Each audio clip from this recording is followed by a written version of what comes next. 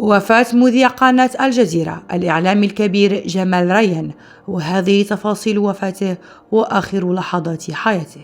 فوجئ الوسط الإعلامي العربي اليوم الأحد برحيل الإعلامي الفلسطيني جمال ريان، أحد أبرز مذيعي قناة الجزيرة، بعد مسيرة إعلامية طويلة امتدت لعقود في العمل الصحفي والتلفزيوني. فما سبب وفاته؟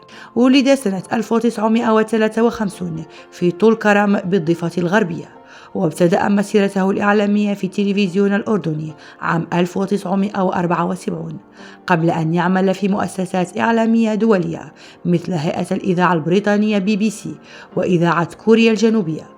وانضم ريان إلى شبكة الجزيرة منذ انطلاقتها عام 1996، حيث كان أول من قدم نشرة الأخبار على شاشتها.